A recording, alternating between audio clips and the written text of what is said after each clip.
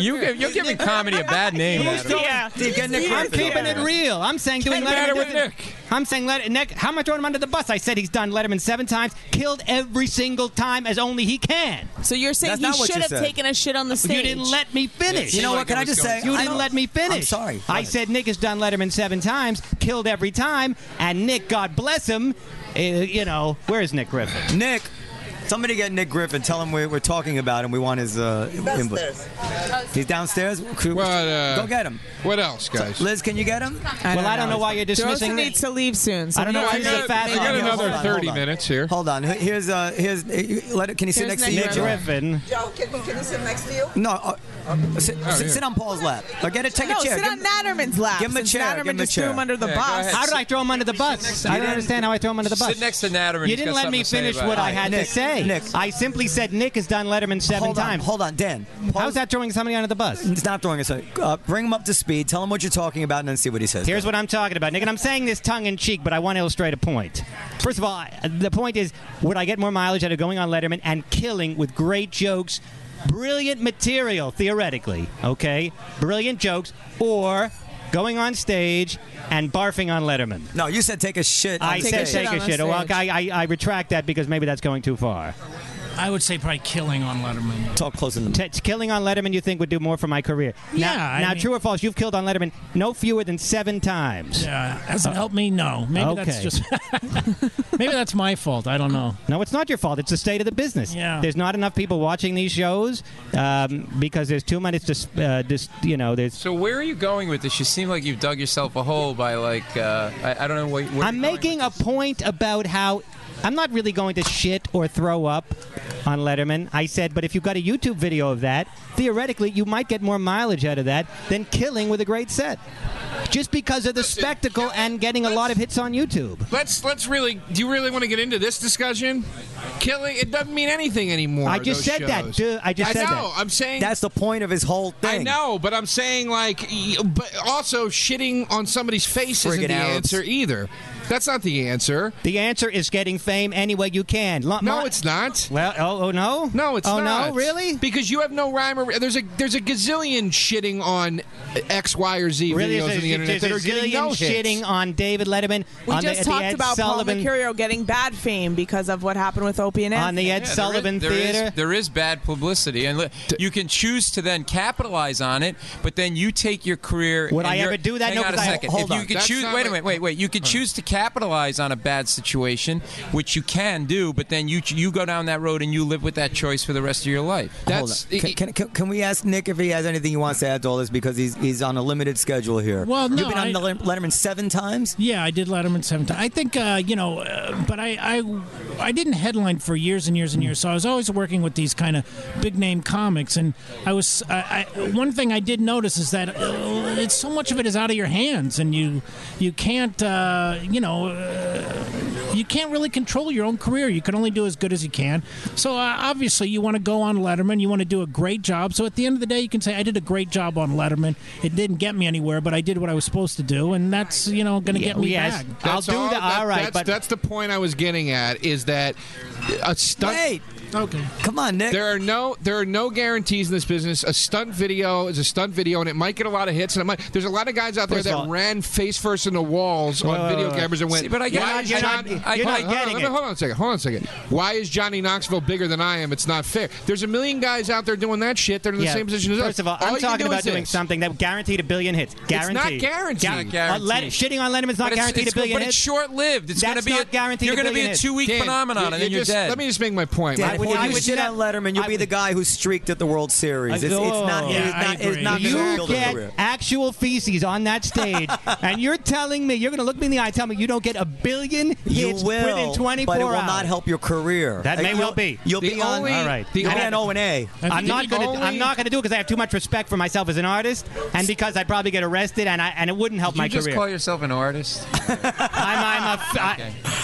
That's going to go on YouTube. So Nick, do you find it frustrating to go on Letterman? No, I find it great because Dan gets depressed. Well, Dan has, I'm sure, some of his own issues. He's struggling. I never said I get depressed. I said, it's good, but it's not what it used to be. Go ahead, Nick. I do the road a lot. It's lonely. It's boring. You're away from your apartment, and to get on Letterman once a year is a thrill, and it's something to work on. And look, I grew up leaving parties early in high school and college so I could go back to my dorm room and watch Letterman because I thought he was the coolest thing in the world. And I thought someday, to get to do some sets on Letterman would be thrilling. And like we've said, I've done it 7 times, and it's a blast every time I do it. And I don't know. But I've been trying, like every other comic, to let it go that you don't get famous. See, but I think there's accretion to all of this. Like otherwise it's very hard to stay optimistic. Like I do have to believe, like Nick doing great on Letterman, while he doesn't get that phone call the next morning saying, "Here's your own TV show," builds a case for himself to the industry. Like, this is a really great comic and a quality guy that should have whatever a show. Same thing with Joe and Naturman, or I would hope me. Like, I do think, like, you have to say, okay, maybe this one particular moment didn't turn into anything, but an accumulation of a body of work starts to mean something. I'm looking at Nick, and I watched all of you, Letterman. Genius. Beyond. Genius. Beyond. I didn't see any of them, but genius. Who's genius, Nick? Absolutely. You are too lazy. You should have watched it. He was too busy getting pussy. But I don't need to see it because what I see, the magic I see every night, and the lovability, and not to mention the chicks love him. I will say there is no comedian more highly regarded than Nick Griffin. It's absolutely true. Oh, thanks. That's true, right? Thank you. By the staff, by the other comedians, and by the audience. Everybody. How can you not like this guy? He's great. He's lovable, adorable. He should be on TV, but it didn't work out that way. I don't like Nick at all. I got to go on stage. You got to go on stage. It's over. See, that's anyway, Nick blowing people off. What an asshole. No. Let me just one more thing about Sherrod and Godfrey, and I'll be done with it. I want you to know that the relationship with Godfrey and Sherrod started here. Fantastic. We had the closest relationship. We had very good friends until an abuse of power started happening with them towards us. Mm-hmm. That's where everything started to be blurry. And maybe that abuse of power feeds into the sense of entitlement. I don't know. That's exactly what it is. I don't know. Well, but it started fantastically. Yeah. So to say or imply that the Comedy Cellar is racist, that's crazy. It's couldn't be farther from the truth. And I just wanted to make that point publicly. I just want to. Can I ask you a question? Yeah. And I'm not going to speak to the situation because it's between you guys, but I'm just curious. Do you guys think you will reach an amends with this between all of you? Or, I don't know. Or is it like? Well, they're working here now. I'll tell you the truth. Aren't they working here now? I have I find it easy to totally separate the personal from the business. The truth is that there's a lot of comics who I'm kind of friends with who don't get spots here.